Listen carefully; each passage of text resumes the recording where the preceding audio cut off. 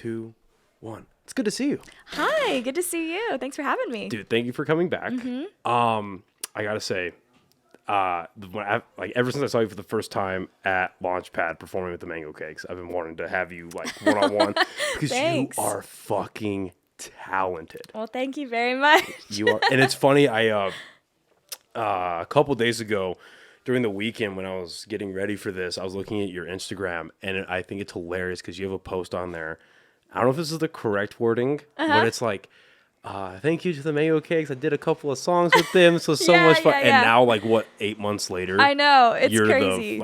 Pretty much pretty much the face of the Mango Cakes. Yeah, it's crazy. It's so weird how that happened. Like I didn't see that coming at all. They just asked me to come sing a couple songs with them. Yeah, that would have been last summer, so a little over a year ago. And I was like, sure, yeah, no problem. I knew Tina because we had played at church together. Can we take a quick pause? Yeah. I'm gonna go yell at Joey about the fucking blender. Cool. I'm proud to announce that the podcast is now officially sponsored by the fine people over at Chop Chili Company. Guys, this is some of the best chili you can get here in the state of New Mexico, and they are online as well as in stores. They can be found at Smith's, Albertsons, Sprouts, John Brooks, and Lowe's Corner Market. They have 3 amazing flavors that you see here, and they also have frozen green chili that you can get online. Go on over to the website, chopchilico.com, and get yourself some amazing chili today. Anyway, okay, so you were saying that Jabez and Tina had asked you to come on and do was that during the last weekend with Amanda? Yes. So that was right when Amanda was singing with them, and so when she was helping them out in that transition period, Dan was already singing with them. He had just started, and then Amanda was kind of on her last couple shows with them. Right. So that would have been not this past summer, but the summer before that. And I didn't know anybody from the Mango Cakes at all except for Tina. She was the only one that I knew. And you met through church? Yeah, okay. So we can get into that a little more later. Yeah. But I used to kind of be Tina's boss. And she reached out to me and she called me, which was really out of the blue. And so it kind of freaked me out. And she was like, hey, do you have time for a quick call? And, when you get that text message, you're like, oh, my God, what do they want to talk about? And then she was like, hey, I'm in this band. And, because I had never even, been to a Mango Cake show or anything. I didn't know anything. And she was like, I'm in this band. We're kind of, well known for bringing people on stage with us, our friends. Would you be willing to sing a couple songs? And to be honest, I didn't want to do it because I was nervous because I was like, oh, I really only sing in church. I haven't done anything outside of church in years. And so I kind of wanted to say no, but I was in this period of my life where I was just saying yes to everything. Because I kind of find myself with I didn't have a lot of friends and I didn't really have a lot of hobbies. And so I was kind of looking to broaden my horizons, I guess. So I went through this period of 6 months where I was like, everything that I get asked to do or that I'm invited to, I'm just going to say yes.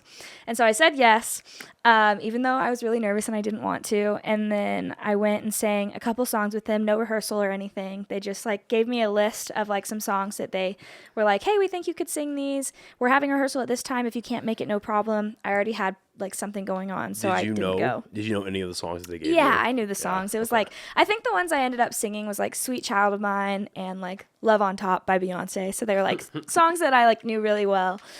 So that part wasn't crazy, but yeah, I just showed up to Marble. I'd never been to Marble before. I'd never been to a show before. I didn't know anyone in the Mango Cakes besides Tina. And I showed up and they had me on stage. I sang 2 songs and it was so fun. It was a blast. I think that honestly kind of changed my life in a cheesy way. And then after that, about a week or so later, Jabez and Tina texted me and asked if we could have coffee. And so we went to coffee and they were like, hey, we're actually looking for a new singer. Would you be interested? And I had so much fun doing just the couple of songs that I did that I got hooked. And I was like, yeah, 100%. I would love to do it. So I have to ask, looking back on that meeting or the coffee meeting, did they seem nervous to you? Yes, okay. Totally. Because I thought that was hilarious. That we were so nervous of going to ask her. Well, now that I know them now, I totally see that. But in the time, I didn't notice, especially with Jabez, because I didn't really know him at the time. I had met him the one time at the show. Oh wow. And he was so businessy, which he is. Yeah. But like, it was so funny now that I know him, now that we're like really good friends, to like think back on that quaking interaction. in his boots. Yeah, to think back on that interaction. We and have he a was band. yeah, it was very much like that. But in the moment, I didn't think they were nervous. But now that I know both of them, I'm like, oh yeah, I guess they were probably a little nervous. But it was crazy because I was nervous too, because I didn't know what the conversation was going to be about. I was like, these two people that I barely know want to have coffee with me. Like, I don't know what this is about. But yeah, it was a blast. And at the time, I had all of these rules. I had like these conditions because I was still a pastor at the time. And like the Mango Cakes is super, like, I feel like we're really family friendly, but like we do cuss and like all that stuff. Yeah. And like my outfits are a little risque these days. But like there were things like that where it was like, okay, I don't want to cuss on stage. Yeah. Like I don't want to like, one of my conditions was that I didn't want to do late night Saturday shows. Because you had church. Because I had church on Sunday morning. And so they were like, yeah, we'll make it work. And then like I gave up on those conditions like super fast because I was just having a blast and I was like, oh, whatever, I'm just gonna live my life and have fun. the very short moral oh compass. Yeah, it was very, very short. Yeah, I think that lasted like maybe 2 weeks because then like my first show with them was Night of the Living cover bands, and we were covering Harry Styles, and our slot was like Saturday at like midnight. And they were like, oh, if you can't do it, like, it's okay. And I was like, it's fine. I'll just do it. So literally my first show was like one of my conditions. I was like, whatever, it's fine. So clearly you got an endorphin rush. Oh, totally. After doing that first Marvel show, comparing that to the extreme positive feelings you feel after a really great like Sunday service. Mm-hmm. Obviously they're two positives, but very separate feelings. Well, yeah. I'd imagine the reaction that you got from like Marvel's more raw because it's a regular crowd. It's not a church crowd. You know what I mean? I totally understand like what you're saying. Yeah. It's a regular crowd. Every type of person is there. Mm-hmm. You go up there and crush it. Feeling that for the first time, what was going through your head? Like, holy fuck, I want to keep doing this. Yeah, I just, if I'm completely honest, so I'm not a pastor anymore, for those of you that are listening. I left like 8 months ago or something. I left the church. But something that I realized in that moment was I was like, oh, singing can just be fun. Because in church, there were so many like rules and expectations, and everyone had like their own opinions on how worship is supposed to be. Some people would be like, oh, we need to do more fast songs because like we need to be joyful. And the other people would be like, stop doing fast songs. We only need to do these reverent slow songs. We only need to do hymns, and we only need to do there was just, everyone had an opinion on what worship looks like and what it should be. And so that was really getting to me, like trying to live up to everybody's expectations and please everybody.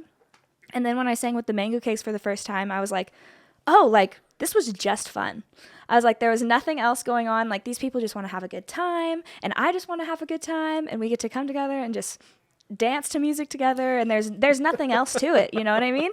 And that was the thing that I think changed my life, was that I started to think like, oh, life can be like just fun and enjoyable. It doesn't have to be so heavy and so stressful all the time, you know? And like, you do have those moments and you have those seasons that you go through, but I was in a place where like, because I was a pastor and because I was like a Christian, every little decision I made felt so heavy, because I felt like every decision that I made like reflected the church or reflected Christ. And like, so everything felt really heavy.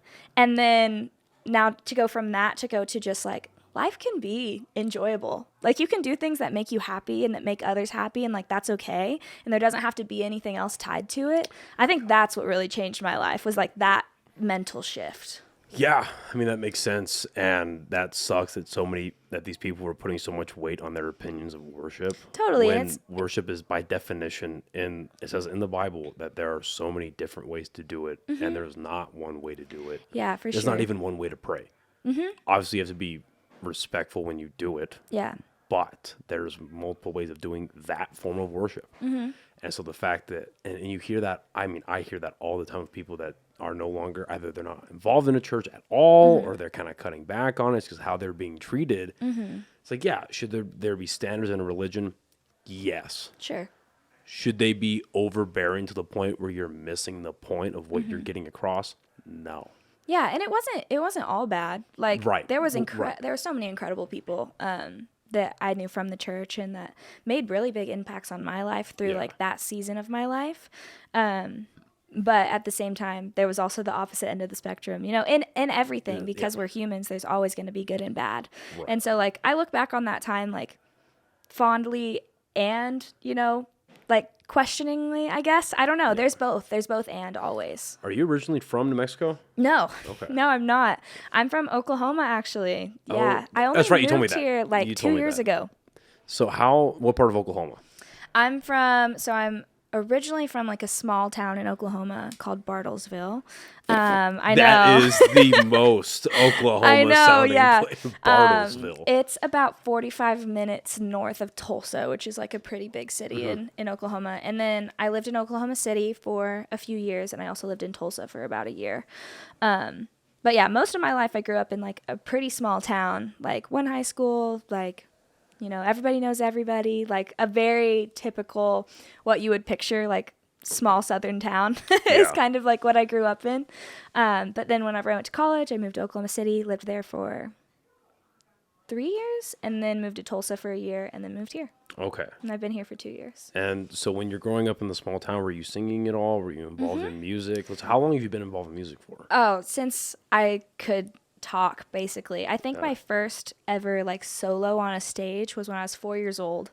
Yeah, I know, it's crazy. And my mom tells the story that it was all my idea. Like I just went to her and I was like, I want to sing this song.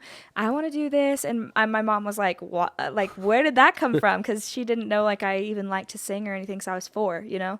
And I was just like, yeah, I just want to do this. And my mom's like, okay. Then she like got the karaoke machine or whatever. And I like had my first ever solo. I started singing like in church because I did grow up in church. My dad was a pastor. So that's where I really started, and then continued that obviously all the way into adulthood. But when I was in like elementary school, I started getting into musical theater. So I did a lot of musical theater, and I did that all through like middle school, high school. I even went to college for it for a little bit. Oh, shit. While I was in Oklahoma? Yeah, in Oklahoma. While I was in school for it, I kind of realized that I was like, I don't think musical theater is for me. Like music is, but I don't think musical theater is. But I did that for a long time, even went to college for it for a little bit. And then I was a country singer for a while. That tracks. Yeah. That tracks pretty hard. That yeah. was like late high school and like early college. I mostly just did like covers and stuff like that. I had like I think I maybe had one original song, but it's far in the archives. It's not recorded anywhere. I don't even remember it. But yeah, I mostly just did covers, but I did a lot of that, and I like kind of toured around. Like I did like Oklahoma, Texas, Arkansas. By like, yourself? Or did you have like a band with like you, or? no, it was like just me, and it would be a lot of times for like competitions. I competed a lot. And so wait, country music competitions? yes, it's a thing. Fuck? It's a thing. And usually for those, they have like a house band, and then the singers are the people who are competing.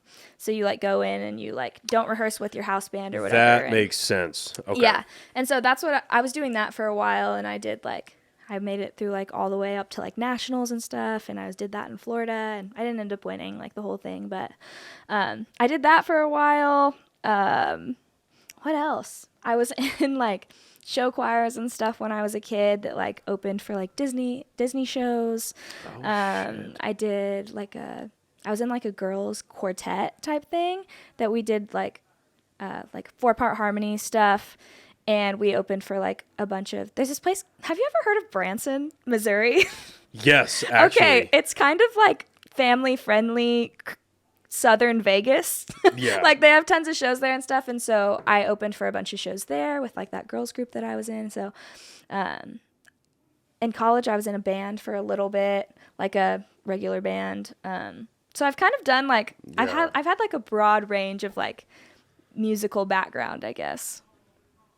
Jesus. And then I ended up getting my degree in contemporary vocal performance at the University of Central Oklahoma. They have this program that's really cool that's called the Academy of Contemporary Music.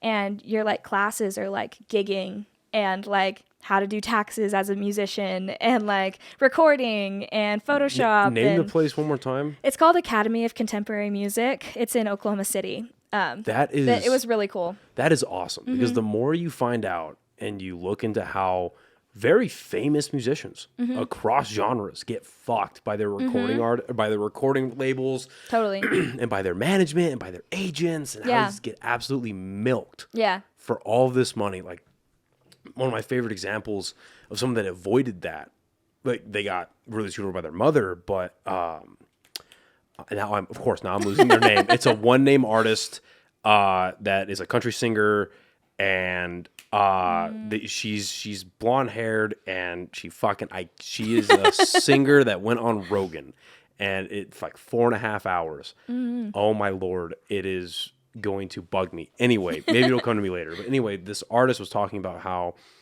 she was living like out of her truck, and she's just touring around trying to play in coffee shops and stuff like that.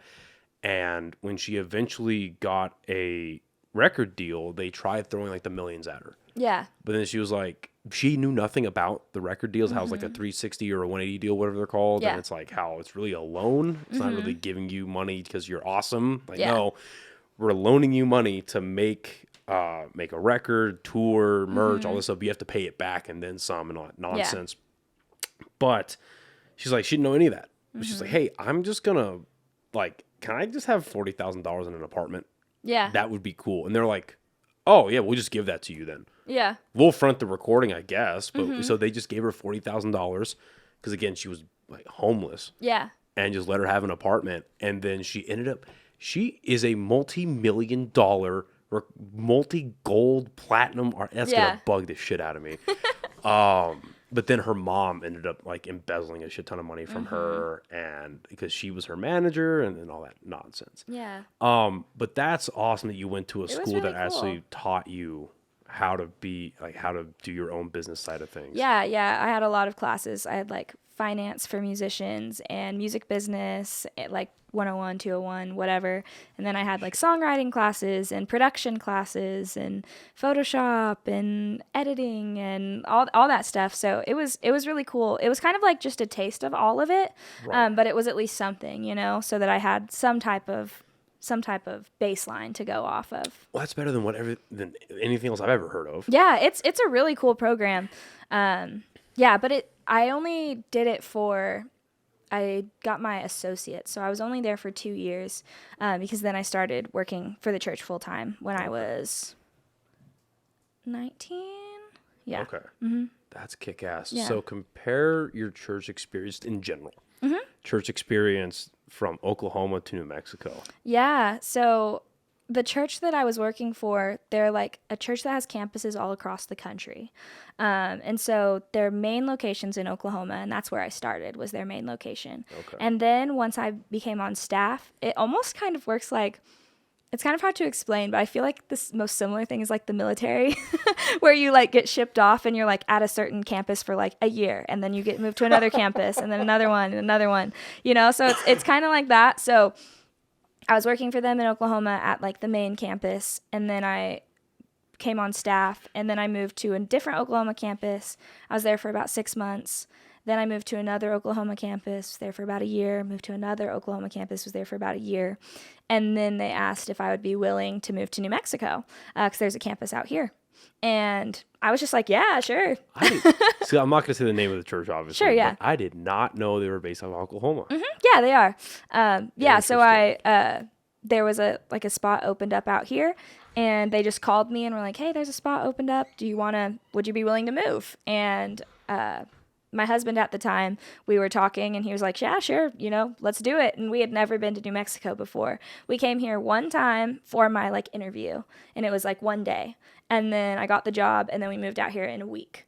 So it all happened really fast, but we were just like, yeah, let's see what happens. Let's move out here. And so we moved out here, and it's the best thing that ever happened. I love it here. This has become my home. I lived in Oklahoma my whole life, but I've never had the I've never had the type of community that I have here, like the friends that I have here, and like the found family that I found when I moved here. I haven't had that anywhere else.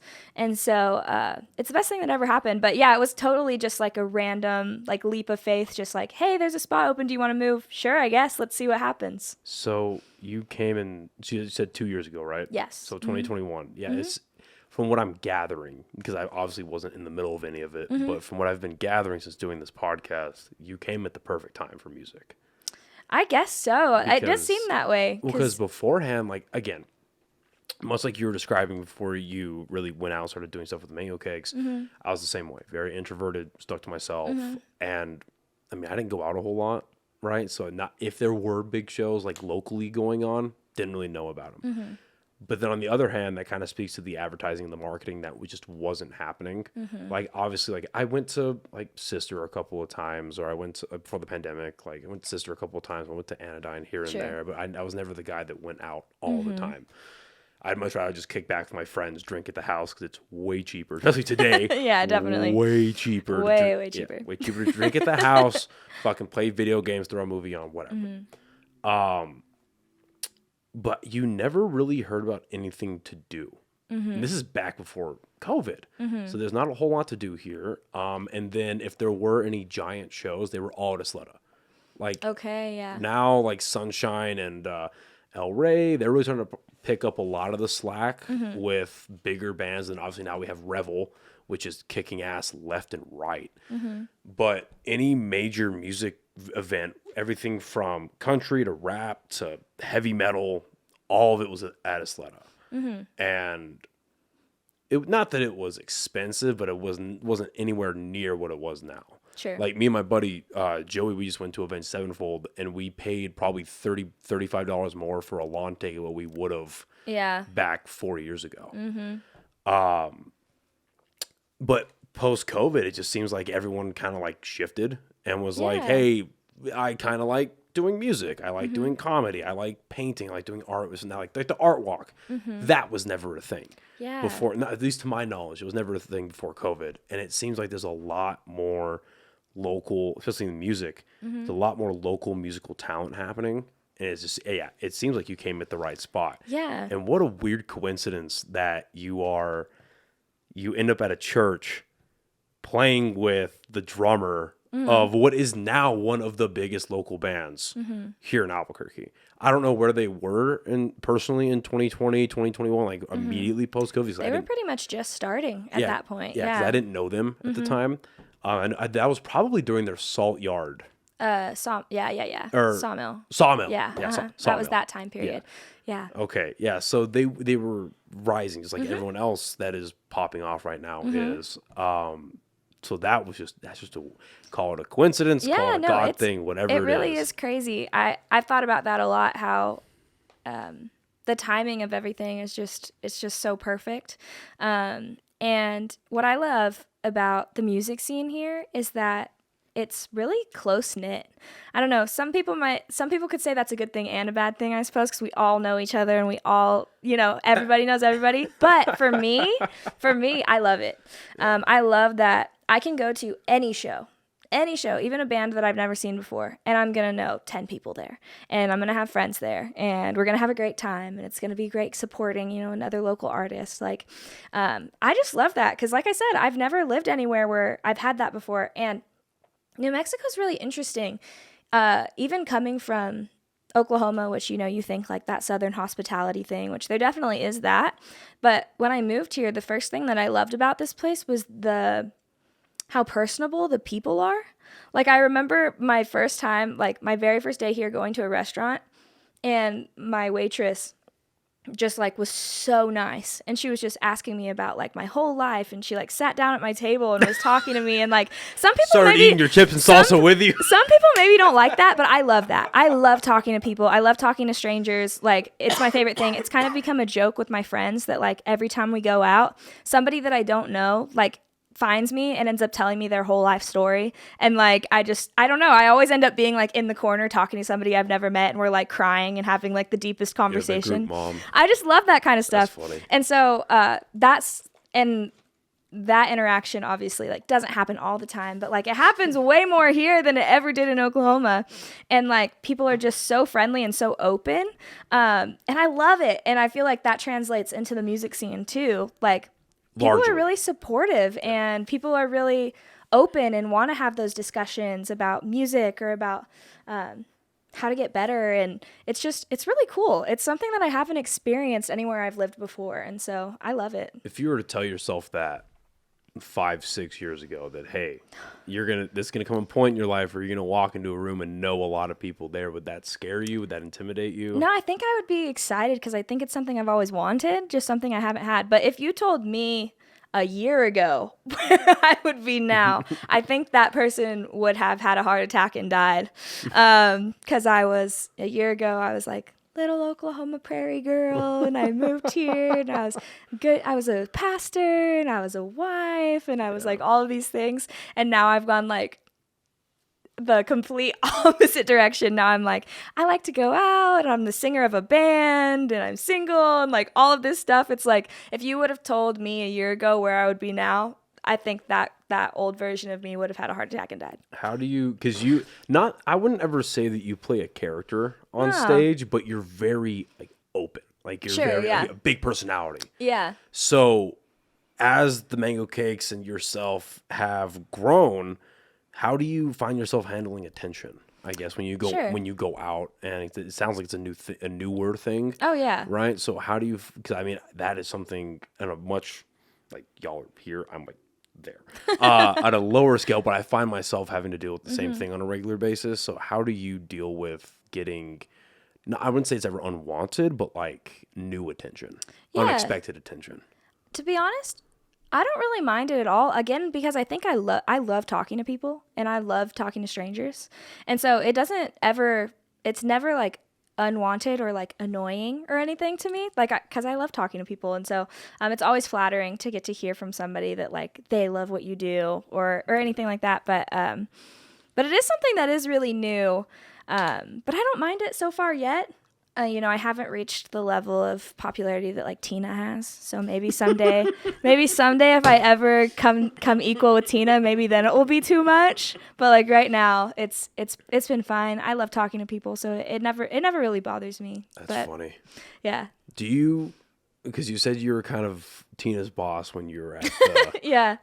So you're leading I'd imagine you're like leading the church worship group. I don't know what the proper terminology is. Yeah. But I myself, because I tried going back to church a while ago, because I still practice Christianity, and I still call myself a Christian, but I have not found the right church for me right now. It's hard. Because I used to go to, when I tried to go back, because I grew up in 2 different churches, and then my parents split. My mom took me to Sagebrush, and the short time of that I was spending time with my dad, he took me every now and again to Calvary. Okay, yeah. And so I was like, well, Calvary's closer to where I live right now, not by a lot, but just by a little bit. So I was like, fuck it, I'll go to Calvary. And what I liked about that was I've never been big on worship in general in church. I don't know why. Yeah. It was just never my thing. And then what I liked about Calvary was, excuse me, was the pastor, Skip. It's very much like a teaching type message, not like a God is great, this and that, and like a boastful type thing. And I feel like a lot of pastors today are like TikTok pastors. Yeah. You know what I mean? Like they give their sermon and they give their worship and they want to get the clicks, or they want to get something that they can like put on TikTok or put on Instagram. Like the clip. Yeah. They want their 30 to 90 seconds is going to go viral and this, and it's like, okay, like the optimist can look at that and say they just want to spread the message. Social media is a big thing. That's the best way to do it. Fair enough. Sure. The realist in me says that it's more of a vanity project. And that's their like vector of attack. You know what I mean? Is like they're going to use their religion, whether or not they're being altruistic about it. Can't really tell. Totally. But I think most humans have a decent authenticity meter. And for me, that meter turns into a bullshit meter very quick. Sure. And I can just fucking smell it. And no disrespect to the way his son runs ministry there, but I think they're going through a transitional period right now. And Skip is an amazing teacher, and I just listen to his stuff on Spotify now. Yeah. You know what I mean? Because I just feel like I'm in a history class, and I've turned to a history dork over like the last 5 to 7 years. So I love listening to that. But then when his son teaches, it is just these like clickbaity statements, and I'm like, dude, okay, yeah, God, okay, again, no disrespect, but like God is great, Jesus is awesome. I know that coming into this. Teach me something. Yeah. Give me context. Like, why is this message important today? Teach something I didn't know beforehand. I'm not here to just get like candy thrown at me. Give me a meal. Yeah. You know what I mean? But the reason I bring all this up is with you working in a church, running that type of worship band, what is it like being the front woman of a more, I would say more, there's nothing fucking conventional about you guys, but like of a just like more conventional band? Like, has anything transferred over in the way you conduct things, or was it just a whole nother animal when you moved over? Yes, some things transition like over because I've had a lot of communication training, like a lot. I know that sounds funny, but like being in the church and stuff, like we would literally every single week have this thing called communication practice. That was like you would get up on the stage and you would like they'd give you something random to talk about, or like they'd be like, okay, you're gonna do communion. And you're going to do it right now. And then we're all going to give you feedback at the end. Then you're going to do it again and apply everything. Oh, so maybe I'm thinking of communication training different. I think you are. Yeah. I don't know. But like communication, but sometimes too, it would be like actual conversations with people. Like we would you know what I mean? So I was thinking more like conflict resolution. That too. Too. It's all included. So it's like stage stuff, conflict resolution, like having conversations with people like one-on-one, like it's all of it. And so like I've had so much like communication training and like practice that totally translates over, like the ability to like, because a lot of people have told me that I have really great stage presence, or that I like feel really natural when I'm on stage and stuff like that. And I think a lot of that comes from just a lot of experience with that. But something I will say is it is a totally different beast at the same time. When I first started singing with the Mango Cakes, there was a couple of times where they would make fun of me for using my pastor voice, because like define pastor voice. It's like I don't know. It's just like soft and like just like, you know, the Holy Spirit is in this place, you know, like it's just like soft, okay? And it's like soft and pastoral and welcoming and like whatever. It's not on purpose. Yeah, say, Lord forbid you're trying to be nice. It's not on purpose, but it's just kind of like a softer, like, I don't know, welcoming, like pastory voice, I guess. Right. And I remember we were doing a show at Sister. This would have only been maybe my 4th show with them. And keep going. I'm just gonna check the calendar. Yeah, for sure. We were doing like maybe "Wannabe" by You or something. It was some type of like slow love song, and I like said something like over the intro or something like that. And then afterwards, they all just kept laughing at me. They were like, "You sounded like such a pastor." They were like, "You were using your pastor voice," and so like there's like little things like that were hard to kind of let go of and to like figure out how to have the separation. And then on the other end of the spectrum, then once I got like really involved with the Mango Cakes, and I was no longer the pastor, but I was still singing at the time a little bit at that church. I'm not anymore, but I was still singing occasionally on Sundays at that church, not as the pastor, just singing. And then I would notice myself saying things like more Mango Cakey, like, "Come on, make some noise." And then I'd be like, "Oh, that's Mango Cakes talk." Like, so sometimes there would be like some of those things that church? Yeah, so sometimes there would be some of those things that would cross over. Like in Mango Cakes world, I would sometimes use my pastory voice too much. And then in the church world, sometimes I would say some of my like hype Mango Cakes lines, you know? And so I was like, okay, it's kind of hard to separate like the two different styles of like communication. But I think that for sure the like training in like stage presence and how to talk on stage and like how to engage a crowd, I think like all of that translates to both.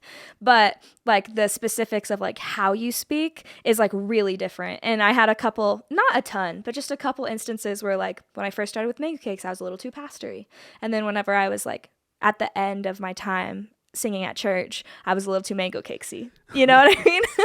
the manner in which you deliver each are different. I would love to see a a deathcore vocalist who doubles as a pastor. Yeah, that'd be crazy. Open this fucking pit. 90-year-old Meemaw's like, huh? Yeah, I never did that on accident. Yeah. I never cussed at church on accident. But yeah, just like little things like, come on, make some noise, or like things like that. And then I'd be like, oh man, why did I just say that? I'm not supposed to say that. I'm supposed to say, come on, give him some praise, you know? like you just praise it a little different. So yeah, but it's pretty funny. So, okay. That's hilarious. So a little bit, I want to focus a little bit on you being a pastor. That's interesting. Mm-hmm. What did you find was the easiest things, not easiest, like the easiest messages to focus on how long were you a pastor for? I was a pastor for 4 years. 4 years. Mm-hmm. What were what messages came easier to you that were easier for you to digest and then not only understand yourself, but to preach upon? Mm-hmm. So it's not that I didn't preach, but I was never the one that was doing like the main message, right? Because I was always doing worship. I would still preach like sometimes during worship. Okay, like, so you were the worship leader. I was the worship pastor. I understood that wrong. Okay. So I'll say that first, that I wasn't the one doing like the main message. Right. Okay. But I feel like for me. Okay, so let me restructure that question then, sure. because I took that as you were giving like the main message as well as doing. No. Okay, so when you are creating for lack of a better term, it's called a set list. Mm-hmm. Yeah, set list for church, right? Are you picking songs that are structured around a message? Sometimes. Okay. So it kind of depends if we know for sure what the message is going to be exactly about. Sometimes they plan far in advance, or we have the notes really far in advance. If that's the case, then yeah, we're going to try to create a set that like ties into the main message themes, right? So that it's all cohesive. Yeah. But that's not always the case, because like you don't always have everything super, super far planned in advance. And usually when I would create a set, I would be creating it about a week and a half to 2 weeks before we'd actually do it. So you would have to have stuff really far in advance. So in that case, it would be usually, if I didn't know what the message was going to be about, I would kind of phrase it around maybe something that's going on in my personal, like in my life, in my relationship with Jesus. So I'm like, if I was having a really, I was struggling with something, I'd be like, okay, this song is really touching me right now. And so then I would kind of build the set around that and that theme, so that then, because I would kind of preach like in between songs and things like that. Like I would maybe talk for like 2 or 3 minutes and give like almost a mini message, right? As we're like kind of setting up the song. And so I would create kind of around that theme. That's one of my favorite things about watching a worship team was when the person's giving their message and you see the guitarist in the back quickly trying to tune their guitar. Yeah, totally. But I always found that was easier and felt more authentic. And usually those connected more with people than when I was just like, oh, like, what do I think that people want to hear? If I ever got into that headspace where I was like, what do I think that they want to hear right now? It was usually like, not that it was ever bad. It was just kind of like, that was a worship set. But usually if I tried to tie it into whatever God was doing in my life at that moment, it was just so much more authentic. And I feel like that always connected with people more than me trying to figure out what they want. You know what I mean? Yeah. No, you're completely right. And that's, again, like we were talking about a little bit earlier, that's people's bullshit meter going off. Mm-hmm. Yeah. Like, yeah, okay, that's a great message, but that seemed a little canned. People just crave authenticity. Yeah. Even if you're on stage, like when I was a pastor, I had moments where I would just be honest about like, I'm upset at God right now because like this is happening in my life. There was a moment of time, it was really like 3 years where I was extremely depressed. And like nothing that I would do would like get it out of me. I was on medication. I was going to counseling. I was praying. I was reading my Bible. I was going to like small groups. I was going to church. Like I was doing all the things that everyone says to do whenever you're struggling with that, right? And it still wouldn't go away. And so like I would say on church, like at church on stage, I'm frustrated. Like I've been doing everything that I'm supposed to do. I've been praying consistently. I've been doing everything, and like God still won't take this away from me. And like And then, you know, I'd be like, but like, I know even through that, like God has the ability to change this into something for good. And I have to just in this moment trust that that's going to happen someday. You know what I mean? Even though that doesn't make everything that I'm going through right now okay, and it doesn't make it good, like that trust or whatever. And so I talked about that kind of stuff a lot from stage. And that always was what resonated with people the most. Instead of, like what you said, instead of giving the like, classic one-liner of like God is good all the time, yay, you know, that doesn't connect with people because to them they might not feel like God is good all the time, you know, even if he is, they might be going through something where they're like, I don't believe that. And so to hear from somebody on stage like sometimes life sucks and sometimes things don't work out the way that we want them to, and we feel abandoned by God, and like for them to hear that and to connect with that, and then to have like a message of hope at the end, like, you know, we got to keep on keeping on. And I believe that God's going to turn this around. Like that was always what connected with people the most, because people crave authenticity. They hate having that like canned phrase that they're supposed to hear at church. You know what I mean? Yeah. But no, yeah. You're completely right. And I think, especially today, I think the average, and I think it's been like this for a while, I think the average Christian that believes in God, right? I think the average Christian is at, God is great, but what the fuck is going on? Yeah, totally. I think that's the average Christian right now. And so to say that openly on stage is, because I don't think people expect that from church. For sure, they don't. Because they expect the whole, God is good no matter what, always be happy. It's like, no, motherfucker. Like, have you turned on the news? Yeah. Like, I've walked out of church sermons where I'm like, dude, you're lying to yourself and you're lying to me right now. Stop it. Like, yes, God is great, but not everything is okay. Yeah. And what bothers me about that type of message is if you look through the Bible, in God's eyes, the most glorified individuals have the worst lives. Bar none. Totally. They have the worst lives. Even like the kings go through some of the most, now granted, a lot of their bullshit, like Saul and David was brought upon themselves. Yeah. Because they decided to do some stupid shit. Yeah. Like cheat on their wives and have concubines and all that nonsense. Yeah. But they still, when they decided to align themselves with God, that's when the pain started. And obviously the best example of that is Job. That dude's life just sucks. Yeah. There is nothing good. Like it's just thing after thing after thing after thing. He loses, I mean, I haven't read that story in a long time, but from what I remember is like he loses, I think multiple children of his die, loses all of his crops, his house burns down or something like that. Yeah. His wife gets turned into salt. That's a different story, but yeah. Okay. but yeah. It's just point. Thing after thing after thing after thing. He has a whole lot of bullshit. And then he's like, nope, God's still good. Yeah. This really, he gets like open sores at one point, right?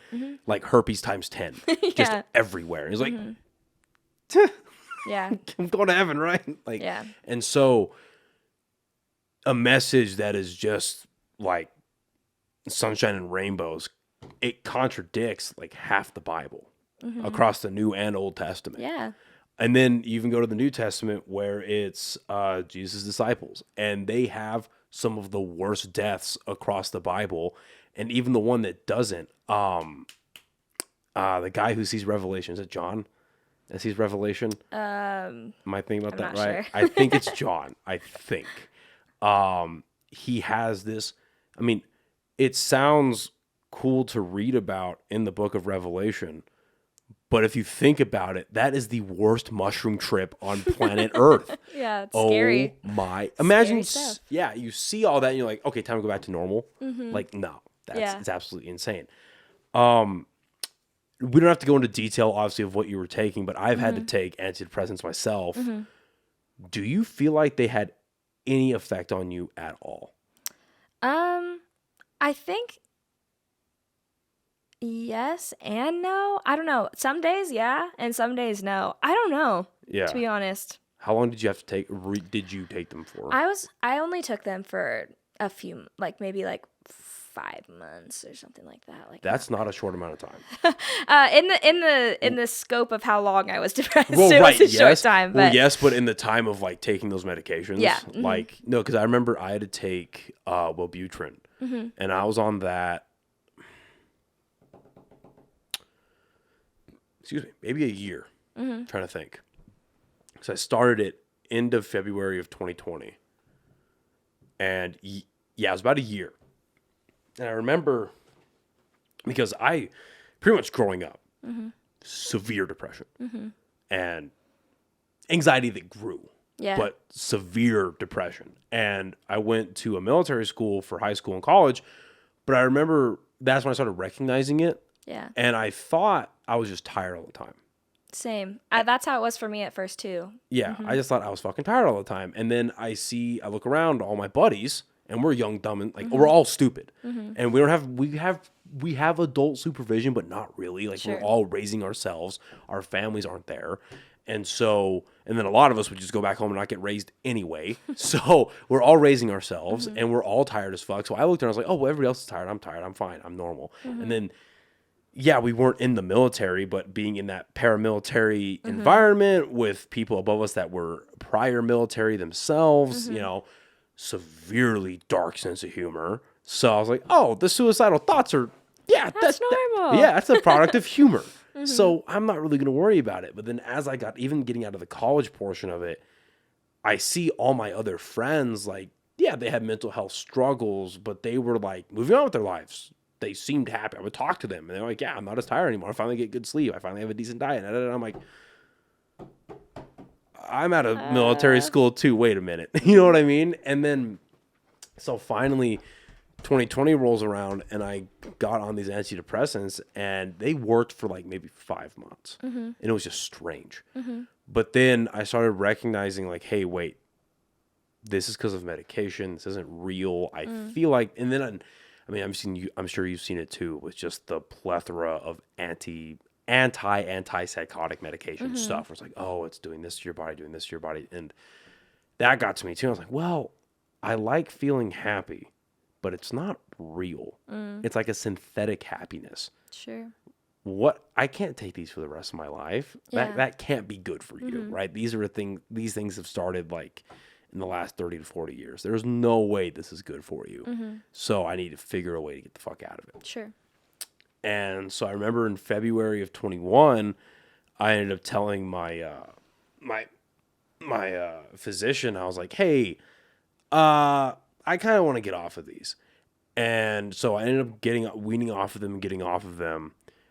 And I kind of like teetered back down, but not as bad as it used to be. I was very thankful for that. And maybe it was because my brain knew the like potential, even though it was manufactured happiness. Like, oh, you can get to that point. Yeah. But then I ended up getting my blood work done, and it turns out I had the testosterone levels of a fucking 65-year-old man. So I was like, oh, it's biological. That's fun. Did it ever get annoying for you? Because I'd imagine at some point in that 3-year span that you're getting told, well, you just need to pray yourself out of it. Oh, yeah, you need to keep going to church. You need it. Because look, and look, I myself am an advocate for Christianity. I'm an advocate for exercise and good diet. I will never not be. Yeah. However, you can only, when someone who's dealing with that, you can only tell them so many times, hey, go to church. Get right with God. Yeah. Are you eating properly? Are you exercising properly? Well, obviously you're not because you wouldn't be depressed. And I was like, well, no, bitch. Yeah. I'm doing all the things. Yeah. Did that ever get super fucking frustrating for you? Definitely. It was frustrating. Something I will say, though, is the church that I was at was not a, like, we don't talk about mental health church. Because there are a lot of those. That's good and surprising at the same time. There are a lot of churches that are like, oh, that's just because, you know, you're not spending enough time with God or whatever. My church was not that way. So I didn't have that conversation, but yes, it could be frustrating to like not really having people tell me what to do but like me doing all of the things and it's still not working. Right. That's what was so frustrating. So was it more of an inner voice? Yeah, it was an inner voice of like being frustrated with myself because I was like, I am doing everything I'm supposed to do. Like I'm a pastor. I know when I counsel someone through depression, I know all the steps. Like I know what I'm supposed to be doing and I'm doing all of those things and I'm still so depressed. And I'm like, so it was more frustrating like with myself and like with my brain. And honestly, I think a big portion of that, like depression and massive anxiety. I was having like anxiety attacks, like breakdown sobbing every day, like anxiety attacks, like really intense. Like can't breathe, like it was really bad. And I never struggled with that a lot growing up. And so it was like a new thing for me too. How, if you don't mind me asking, how old were you when that started? That would have been when I was maybe like 20, 21, 22. Jesus. Yeah, and I'm 24 now. Fuck. Or maybe a little later, maybe like 21, 22, 23. Because it's fairly recent that I haven't been struggling with that. Well, I'm glad you're out of it. Thanks. But I think that for me, it was like self-inflicted because I was holding myself to like unrealistically high standards that I could never possibly meet. And in what regard? I think like working for the church and stuff like that, I put really high expectations on myself, and everyone else did too. Like I have to be healthy, and I have to read my leadership books, and I have to read my Bible, and I have to have friends, and I have to be in a life group, a small group. They call them life groups at the church I was at. I have to like, I have to do this, and I have to do this. Yeah, I'm like, I have to do this, and I have to do this, and there's this, and this, and this, and this, and this. And it's like literally so many things that it's impossible for one person to reach all of those things at the same time. You know what I mean? And while my church wasn't a like pray away mental health, they were super high into like physical fitness and stuff like that, which is great. But it was like everyone around me is like reading 10 leadership books a month and reads the whole Bible every month and is running marathons and is doing this and is doing this. And like I couldn't do all of those things at once. I couldn't at where I was at in life at the time. And so I was just constantly comparing myself to everyone around me of like, that's what I'm supposed to look like and I can't do it. And so then I just like felt like time after time for years, I was just like, could never meet the expectation, could never. And maybe it was expectations others were putting on me, but it was mostly stuff that I was holding myself to. Because I think whether I like to be or not, I'm pretty competitive too. So like if I'm seeing all these people around me, all the people that I work with living these perfect lives and doing everything perfectly and no one ever makes mistakes, and like again, like they're reading 15 books a month and I'm like, I can barely read one book a month. Like like so it's just like constantly feeling like I'm like falling below the expectation. And once I had been doing that for a while, like maybe a year into working there, it just got to me. And it started as I just thought I was tired all the time. Like I would literally go to work, I would come home and I would just immediately go to sleep, and I would just sleep until I went back to work. So I'd get home, at like 4, and I would sleep until I went to work at 10 the next day. And you're having no time for yourself to actually decompress. Yeah, for sure. Actually do things you enjoy. Mm-hmm. And yeah, it also got to the point where I realized that I didn't have a life outside of church. I didn't know what I liked to do. I didn't know what hobbies I had. Like if someone were to ask me like, oh, what did you like to do for fun? I would like panic because I'd be like, I don't do anything for fun. Like all I do is for church. Everything that I do is for church. Everything I do is to be a better pastor. All I do in my free time is read my leadership books and go for a run because that's what what they tell me I'm supposed to do. Like I wasn't doing anything for myself at all. And that wasn't something they asked of me. It was just something I started doing because I couldn't reach the expectation of what everyone else around me seemed to be doing. And their lives weren't perfect either, I'm sure, but to me it looked that way. I was gonna say, looking back on that now, do you think that the majority of those people were actually living that expectation themselves, or do you think they're projecting that? I don't know. I think some people yes, and some people no. I don't care anymore. To be honest, I don't care anymore. And that goes back to what we talked about at the beginning, that like mental shift when I started singing with the Mango Cakes of being like, oh, like I can enjoy my life and just do things for fun that I like doing. And it doesn't matter what anyone else is doing. And I think that's where I am right now, where like, yeah, maybe they were actually reading 15 leadership books a month and running a marathon, every month. Maybe they were, and that's great. Yeah. And maybe they weren't, and that's okay too. I don't care, because I'm happy with how my life is now, and I don't feel like I have to compare it to anybody. But yeah, I think that a big portion of my like depression and my anxiety was because I was holding myself to these standards that I was never going to meet. And it was just like time after time, I was just failing. And I just felt like the biggest like loser in the universe and such a failure. And like I've always been like in high school, I was the overachiever, you know, like I was on like the student council and like the cheerleading squad, and I got straight A's, and like I was always like the overachiever, classic whatever.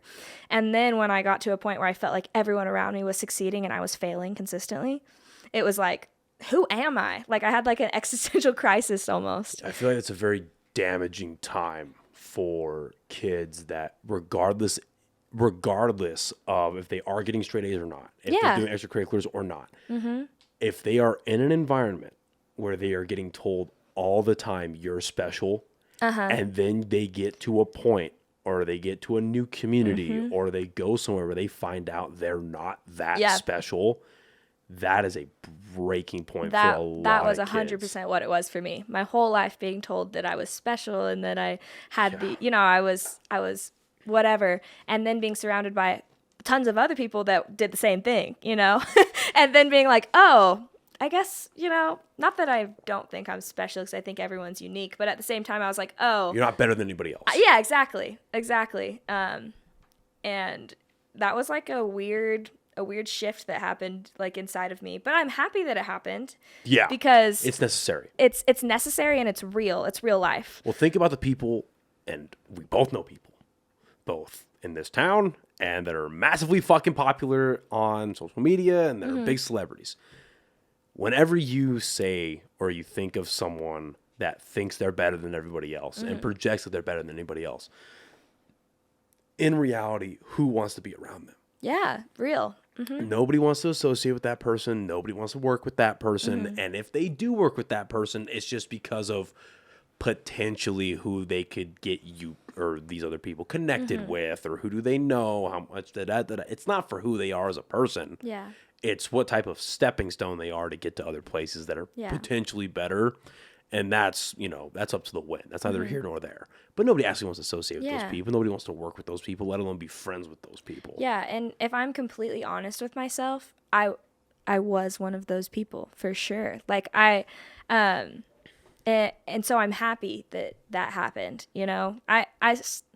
I'm a little not sure of what I believe as far as like religion goes and God and everything like that, but I do still believe that everything happens for a reason.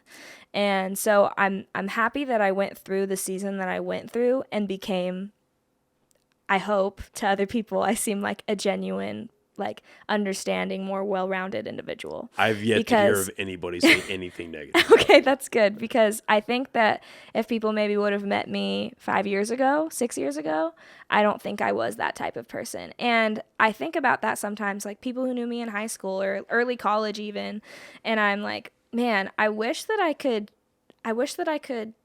somehow, we don't talk anymore, but like I wish somehow they could know that I'm not that person anymore. You know, like I wish that, cause like who they remember me as is like somebody that I don't want to be, you know? And so I think back to like people that I knew in high school and things that I maybe said to people.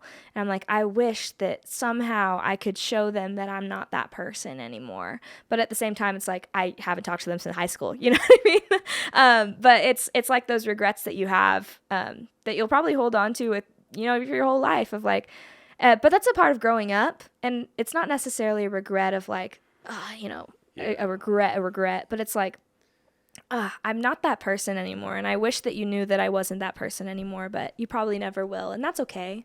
But at the same time, you know, I regret some ways that I treated people, because I did think of myself that way, and I think that's a hard thing to come to terms with too, to like admit that to yourself, like I was not a good person, you know, and I think I'm a good person now, but I wasn't a good person, and like.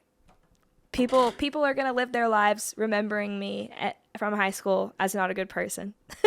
and that's just reality, you know? I feel like, and it doesn't necessarily have to be high school, but I think everyone has a moment in their life where they could, again, it's not a regret. Maybe for some people it is, right? Because there's varying degrees of when they fucked up in a certain phase of their life. They weren't as grown up as they should have been, or not should have been, but they weren't as grown up and mature as they are now, or wherever they are, find themselves looking back at that part of their life. it's one of those like, man, that'd be nice. You know, if you could just time travel back, like, hey, this is a long-term investment. This version of me right here, this gets better. The sequels are way better than the original. Just stick it out. And because I definitely, I am not very in some of the best of ways, in my opinion, I am not the person that I was in high school. And that's why I'm so thankful for the friends that I do have, because my long-term friends have known me since high school, if not earlier. That's cool. It's like, you guys stuck it out for that one. That's also something that's like, are you from here? Yeah. That's so unique to here. Is that people here are friends with their friends forever. And everybody that I know here has friends that they've had since like elementary, middle school, high school. And I'm like, they've been friends for 10, 15 years. And I'm like, that's crazy. I think I think it's two-faceted or double-faceted for me, just because like at the military school that I went to, that's just how it is there. Sure. Like if you stick it out for long enough time, you end up being friends with people that you met there for the rest of your fucking life. That's just because you're in that really weird, immature, but you have to be mature, and like you're all going through puberty, and you're all trying to figure out how to be what a leader is, but you're also trying to go to class and do your homework and all this shit. And then like, because again, like my first roommate was from like, I think Utah or some shit, or Idaho, but then like I had friends that were from California and New York and South Korea and Europe. That's and all this crazy, there's this melting pot of people. And I mean, me and my friends that graduated with me from high school, we also have a group chat that we're active in today. And then I'll meet people, I'll run into people around town that I'd never seen since that experience in middle school or in high school or college. And like, I'll travel places and run into people. I'm like, what the fuck? Or like, I just went to a couple of weeks ago, I went to Alabama. I didn't run into the guy there, but I have not spoken to this guy since 2016. And I put it on my story that I went to an Alabama game. And he messages me on Facebook, goes, "You were in Alabama?" It's crazy. And I'm like, dude. And to myself, I'm like, I forgot you existed. What the fuck? But then we talked for a little bit, because that's just, everyone's everywhere. But anyway, my point is like, from that point of view, it's just everyone was forced to be so close. And then you add the New Mexico on top of that, because New Mexico, the best way I've ever heard it described from my buddy Dom, Albuquerque is a big town, is a city with a small town mindset. Absolutely. And for, like you're saying earlier, for better or worse, everybody knows everybody. And it's just, we all grew up in this weird, fucked up city. And this like generation of like 23-ish to like 29. Yeah. We're all like adults now. Yeah. And we're all looking around and just like, hey, like, remember you from college. Yeah. We got fucked up in high school together. And you're all just like, I have to say, I love it. It's like, so weird. I love it. It's like something that like draws me here is I love that like community feel. Like I joked about Tina's popularity earlier, but it's like so real. It's real. Like everywhere that we go, it doesn't matter where it is. There's like 10 people that she knows that she's like been friends with since like, she's like, oh, I know them from elementary school and I know them from high school and that's my best friend from this thing and that's my best friend that thing. I'm like, that's crazy. And same thing with like Leroy from Slums of Harvard. It's the same thing. Like every time that I'm out with him, it's like everybody knows each other and it's like this big like giant community, and like it makes you feel like when I moved here and I started experiencing that for the first time, it made me like feel a part of something special. Like, I don't know, as an outsider, that's like my... Yeah, no, I get you. I get what you're saying. That's how it makes me feel. Like, I'm like, wow, like there's this really strong sense of like family and community that's here. And like, not just family, like who you're related to, but like found family, right? Yes. And yeah, I'd never experienced that anywhere that I had. So when I did quit at the church, the only reason I moved here, right, was for the church. I didn't know anybody here. I didn't know anything. I'd never even been to New Mexico before. When I quit, I told my parents and they were like, oh, so you're moving home. Like you're moving back to Oklahoma. Because that to them, that makes sense, right? Like I only moved out here to be at the church. I'm not at the church, so obviously I'm going to move home. And I was like, no, I don't think I am. And they were like, what? And I was just like, I don't know. I don't think I can leave this like sense of community that I've become a part of. Like, if I move back home, I have my family, like my mom and my dad and my brother, but that's it. Like, I have like people that, you know, I kind of know and that are like acquaintances and kind of friends from college, but like I don't have friends the way that I have friends here. So you've grown out of that, it sounds like. Yeah. And so it's just like, it was funny because I was like, no, I don't think I am going to move home. And they were like, really? And I was like, yeah, I don't think I can let go of this. And same thing whenever I told my parents about my divorce. It was like, oh, so you're moving home. And I was like, no, I don't think I am. Like, I was like, I think I'm still supposed to stay here. Like, I love it here. Like, this is my home now. There's something about Albuquerque. When I moved here, everyone joked with me. They're like, oh, it's the land of entrapment, right? Everybody says that. But it did that for me.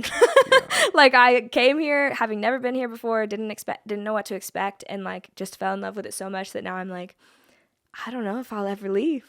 I don't know. I love it here. Well, I'm glad. I'll never say never because I'm also a pretty impulsive person. But I love it here. And I'm like, I can't leave this place yet. You know what I mean? But it's cool. I'm happy to hear you've had such an amazing experience, you know, because I know a lot of people as well that came here like, oh, fuck this, we're out. Yeah. Because there are a lot of negatives, and I've talked about it with people on this to exhaustion. But I'm glad that, and I know you've experienced some of the negatives. I mean, it's hard not to living in the city, but I mean, it's really good to hear that you, even though you recognize like there are negatives and there are like, not that cool here, that the positives just outweigh them by so much. And I see that. Like, you've been accepted by, especially the music community, with open arms. Open arms. It's been like the biggest blessing of my life, honestly. Like, I think that speaks to your character. Because again, like another thing that I've found here, and that's why I like being the podcast guy. I like seeing things from the outside in. I'm not a part of any of the drama. I'm not a part of any of the infighting or the arguments. I'm just like, yeah, no. Tell me about your band. That person you don't like, they're a great time to me. I love hanging out with them. This person you got beef with, they're cool with me. To be honest, you know? I'm kind of like that too because I'm an outsider. Like, even though I'm in the music scene now, like I didn't grow up with these people. I didn't grow up playing in the same high school band together. You know, like that's not me. And so it's kind of similar to me. Like, I'm like, oh, you don't like so-and-so? I'm like, oh, I went out with them the other night. It was super fun. Like, because I'm kind of in that same situation where even though I am in the music scene now, I'm still kind of like observing it a little bit, you know? Yeah. I've made a lot of great connections, but at the same time, like, I'm not from here. I haven't known everybody. Like, as long as most of them have known each other, you know what I mean? Yeah. It's just, like you just illustrated, it's cool seeing it from the outside in. It is. And one of the things that I like about it, to be frank, is I like that there is it's welcoming, but I find this to be true in the music industry, a bit in the comedy scene as well. Even though that one's a little strange the more I get into it, and it's in like entertainment, I guess, here in general. It's welcoming. Like, comedy has been very welcoming to me, and I love that. Because I'm a fucking dork and I suck at it, but I think they all recognize that you're gonna suck for a long time. I need to go to one. Let me know when your next one is. It's a fun. Even the open mics are a fun hang. Yeah, it sounds fun. And it's like, at least in my experience, it's been very welcoming because it's very like, you're just starting. You're gonna suck for a while, but you got to get up there and suck. You know what I mean? So I like that as opposed to like, you're terrible. You shouldn't be. You know what I mean? And then. But at the same time, it's like a protectiveness. Yeah, there's an exclusivity to it where it's like, hey, you're welcome to come and do the thing that you like or you may like, whatever it is. Just don't be a dick. Yeah. Don't be a dick. I think it's like a protective aspect. Like, I listened to Amanda's podcast when she was on here, and she talked about how back then it really was exclusivity, right?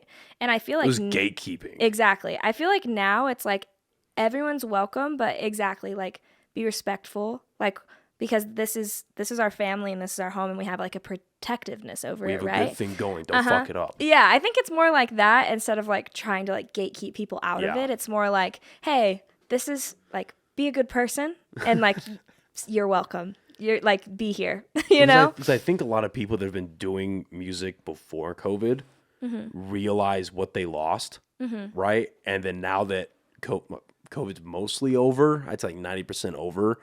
And that there's so many more venues providing spaces for musicians, both old and new, and all levels of experience and all that kind of stuff. I think the people that have been in it for a while are like, hey, we actually have a pretty cool thing going right now. Do not fuck this up for everybody.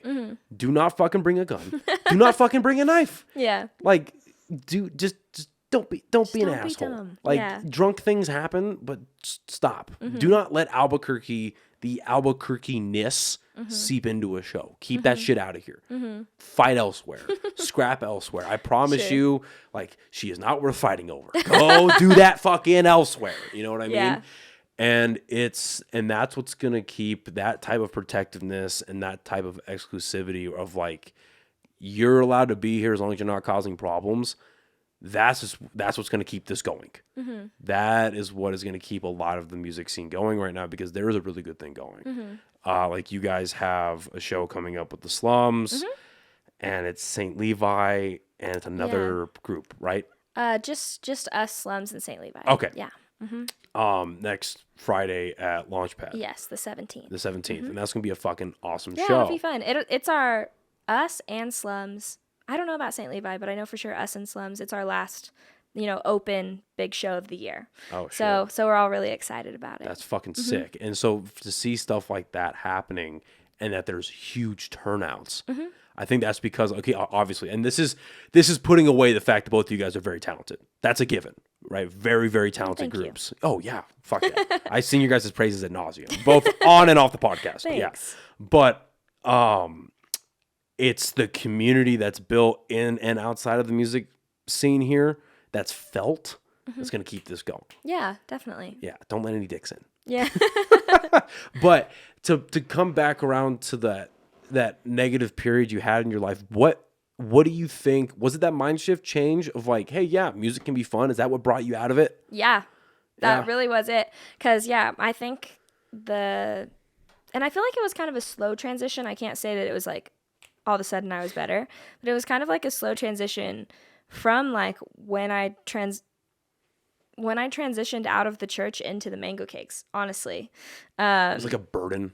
I think it kind of was, yeah, because it was like no longer did I have these expectations that I was putting on myself and that others were putting on me. And it was like, okay, that's lifted. Now, who am I? Like, because I feel like the expectations felt so heavy that I couldn't figure out what I liked or who I was or who I wanted to be, because I was just always trying to be somebody that I thought everyone wanted me to be. And then once those expectations were gone and they were like lifted off my shoulders, then I was like, okay, now I can kind of like figure out who I am.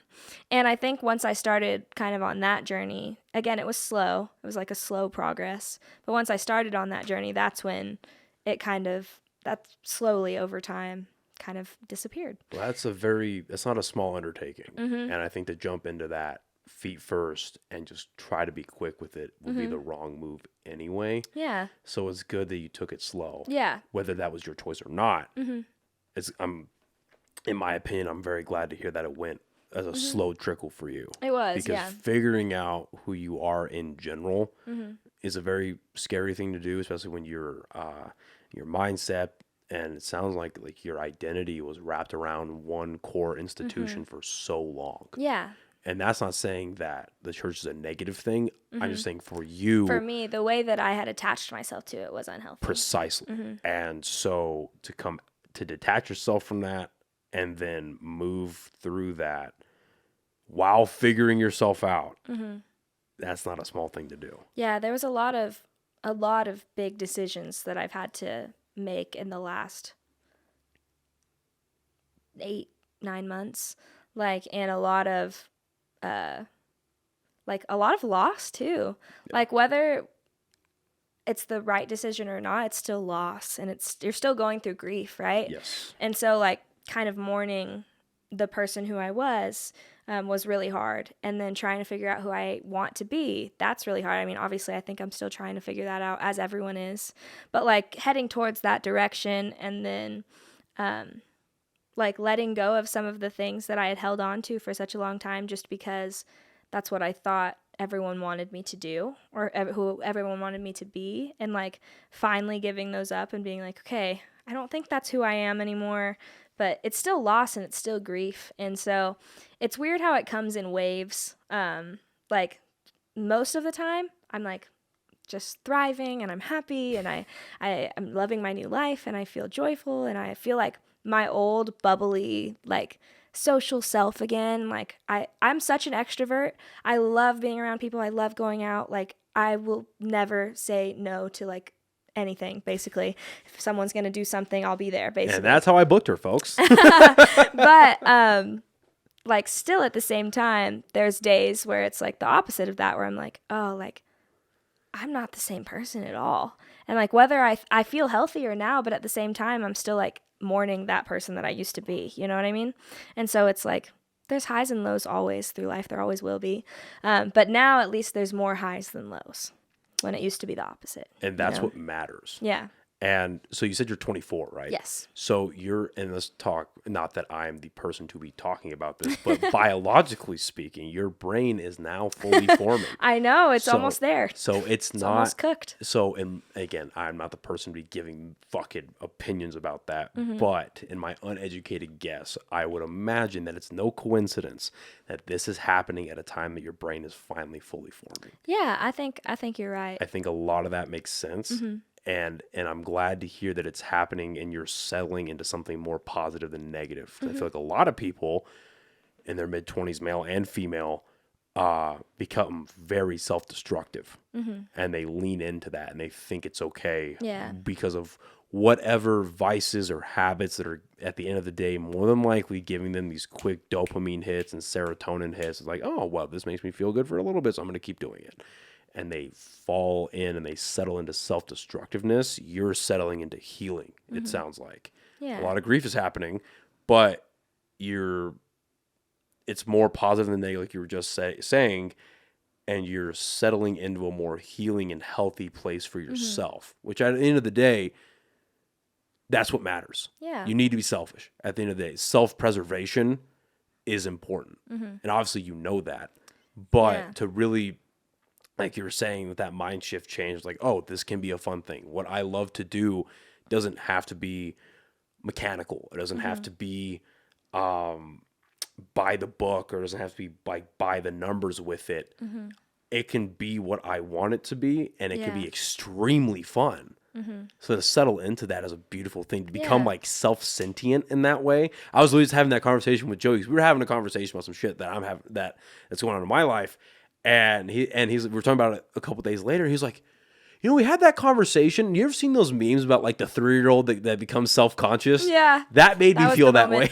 I was like, yeah, dude, you have free will. Yeah. You can choose to do whatever the fuck you want to do. There are positive and negative consequences to those things. Yeah. But you are your own person. I think it's cool how like I feel like our generation is kind of like redefining what success looks like. And I think for myself, I'm kind of doing that too, redefining what success looks like, because I had the big girl job that paid me really well and that looked great on paper, and I had all the benefits, and like, I had that big girl job. I was working it for years, and I worked really hard to get where I was, and I had climbed my way up in that church/business, whatever, however you want to look at it. Yeah, it's both. I worked my way up there, and I was where I wanted to be, and I had achieved what I thought I wanted, and also like I had what, my life looked really perfect on the outside. You know what I mean? And it's what a lot of people look at as the classic, traditional American dream, whatever. You have the house and the dog and the husband and the job and the, all of that. And I kind of started to redefine what does success look like for me, because now I don't have any of those things. I'm like, I work a job where I don't make a lot of money, but I'm happy. And like, I am redefining what it what it's like to be successful. And I think success for me is being content in life, and it's not always striving for the next thing, because I spent so much of my life always doing that, always striving for the promotion, always striving for the next thing, and never being satisfied. And I think success for me now is just being content with where I am right now. And I think to a lot of people, maybe from the outside, they kind of see my life through, online or whatever. They don't know what's really going on, but they'll see it and they're like, oh, like she doesn't have that job anymore, and now she's doing this, and like this happened in her life, and like it looks like I'm moving backwards. They can go fuck themselves. Like, yeah, exactly. But it's like mentally, I'm like, I know I'm moving forward. Yeah. Because my definition of success isn't the same anymore, and I feel like my definition of success now brings me so much more joy and makes me feel so much more content than the definition of success where I'm always striving for the next thing. And your definition of success is what matters the most. Anybody else's opinion on your life, they can go fuck themselves. Yeah. Now granted, obviously there are people in your life who want the best for you, and that matters. But I mean, just blatantly negative shit based on a version of you they only knew from however long ago. Yeah, go fuck yourself, dude. Yeah. That's not your place. I would also say, though, that it sounds and it looks like, because again, seeing you guys perform and knowing how hard you guys work behind the scenes, it sounds like just all of your competitive drive and the striving towards the next thing, that part of you is just getting channeled toward the mango cakes. Yeah, totally. Because you guys aren't stopping. No, yeah. By any means. I mean, you guys... I think it's just channeled into something that's healthy now. Yes. Healthier for you. Yeah. It's more positive for you. And yeah, it's very obvious you guys aren't stopping anytime soon. And you guys you're happy with where you're at, but you're not complacent either. I think that's the difference. Yeah. That's the difference is like, yeah, we are happy with where we're at. Like, we're really proud of the success that we've had, and we love getting to do what we get to do. And so we have that happiness and contentness, right? But also we're like wanting to always work towards the next thing. And we're not complacent where we are, but we're happy with where we are. And I think that's the difference. How many people, I ask this, I think of you guys, no matter which mango I'm talking to, how many fucking people are 27. there? I'm just kidding. I would have believed you. I would have believed you. So at any given show, we'll usually have about 10. But awesome. It's kind of like a Mango Cakes family, because also like the horn section is not always the same.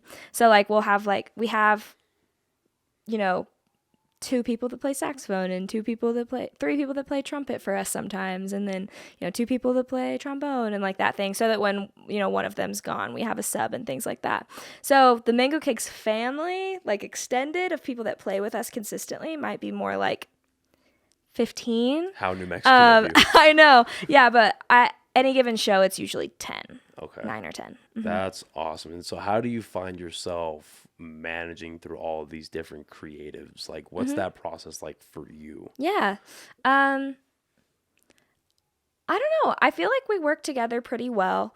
Everybody has their things that they're really good at and that they really love, and it kind of like gels together really nicely. So like creatively, like as far as songwriting goes and stuff like that, it will usually start with, just a couple people, like maybe 2 or 3 people in the band, and it can be a different arrangement of who it is. And then from there, they'll kind of get like a main idea, and then we'll kind of fine tune it and maybe bring a couple other people in to fine tune that a little bit more. And then we'll have a demo, and then that demo we'll bring to rehearsal. And then that first rehearsal that we have with the demo, it's kind of like everyone's input, right? So like the first demo that we have is not ever usually what we end up playing live, because someone will be like, I think it'd be cool if maybe we tried this, and then we'll try that. And then, that didn't work so great, but what if we tweaked that a little bit and we tried this? And so it's kind of like everybody gets to have a little bit of input, and it's kind of like a creative piece altogether, but we do start it usually with like a smaller group. I don't think we've ever tried to like at a rehearsal write a song with 10 people like immediately, because I think that would be pretty chaotic. But yeah, it usually starts with maybe 2 or 3 people, and then just as the song continues on in its journey, we'll bring more and more people into it, and then we work around things, and the horn section will be like, I think it'd be really cool if we added these like hits right here, and I think this would be nice if we did this here, and so it works out well for us. Surprisingly, I know that's surprising with that many people. You would think it'd be really complicated, but if you guys sucked, I'd be surprised the songwriting was easy. I'd be like, hey, wait a minute. But no, you guys are amazing. So it's not surprising at all. Whatever secret sauce you guys have going, it works. And I think it works too because at this point, the band that we've all been together for at least a year.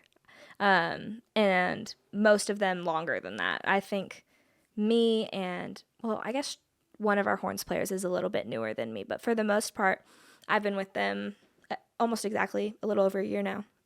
And so we've all been working together a lot consistently through that time.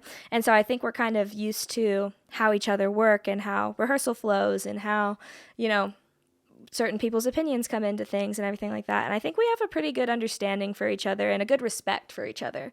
I think that's really where the key is, because everybody in my band is incredibly talented, incredibly talented. I think of them as like a super band, it's just like the best of the best doing what they do best, And so, there's just so much mutual respect that's there, that not to say things are always perfect, because people are human, you know what I mean? And so we've had our fair share of rough rehearsals. It happens. But for the most part, we get along really well, and we respect each other, and we love each other at the end of the day. It's like family, you fight every once in a while, but you're family at the end of the day. Right. So I feel like we never have any like big knockout, fights or anything like that. It's because we do care about each other and we respect each other. Do you enjoy being part of the songwriting process? Mm-hmm. Or do you find yourself normally like the initial? Do you find yourself adding to it? Where do you find yourself operating at most? I feel like usually, surprisingly, now I'm in that initial group a lot of the times. I did not want to songwrite at all when I joined the Mango Cakes. I was like, I'll be your singer, but like, I'm not really interested in that. Like, that was totally where I was. And then they just kept inviting me to songwriting sessions. And finally I was like, okay, fine, I'll come to one. And then I really liked it, which I wasn't expecting. And so, yeah, now it's usually Jay, Bez, and Tina are always in that like core group, and usually either me or Dan, like so that we can kind of work on like vocal stuff. And sometimes all the four of us, sometimes it's a different arrangement of people, but yeah, it's a lot of fun. And we have a lot of songs that like we're still working on that are like, they're like they're very unfinished, but we have a lot of songwriting sessions where we'll like have an idea for a song, and we'll get like, kind of the main melody line and a verse and a chorus or something. And so we have like an archive of a lot of songs like that we'll continue working on and stuff. But I mean, that sounds like a good problem to have. Yeah, definitely. Yeah, as opposed to like, we don't have shit. Yeah. We can't come up with anything. What's going on? Yeah. How do you guys, I love asking this as well of bands, what is the process for choosing your covers? Because you guys do some fucking ambitious covers. Thank you. You guys touched Michael Jackson. Oh, yes. And that's not a bad pun. No, but you guys did Michael Jackson. Nobody does Michael Jackson. Yeah. So anybody can suggest a cover. And you did it well, by the way. I should tack that on there. Oh, thank you. You guys did, because if my memory is correct, you did PYT, right? Yeah. Amazing. And that's like peak Michael Jackson, by the way. That's at like when he was, because his music is great, but I'm of the camp where I still like the back end of the Jackson 5 and then like his first 3 albums. PYT's fucking amazing. And you guys knocked it out of the park. Thank you. Thanks. I loved it. Yeah, how do you guys choose your covers? Yeah, so like I said, anybody can suggest a cover. That doesn't mean that we do every single cover that people suggest, obviously. But some things that we look for is when we do covers, we always want it to be a song that's well known. Because of the like environment that we try to create when we have shows, it's totally like a have fun and dance type of environment. So we're not usually gonna do a song that's like not a lot of people know. Can't do the deep cuts. Yeah, right. We're not typically gonna do the deep cuts unless it's like for something really intentional, maybe. Right. But for the most part, we're always gonna do something that a majority of people probably know, so that we can get that engagement. We also don't like to do songs that are like, really slow or mid-tempo, again, because we're trying to get that like dance environment, right? That fun just let go type of environment. So we do a couple slow songs, but we try to be strategic with them. And I think usually our slow songs are our originals, like Wanna Be By You and Love Song.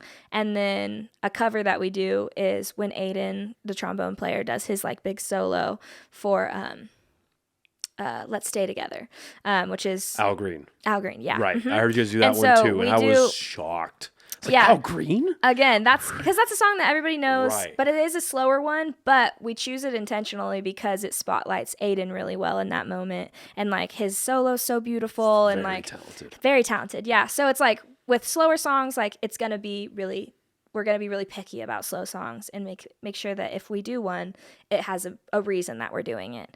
But so usually what we look for is something that everybody knows, something that's really up-tempo and fun so people will dance.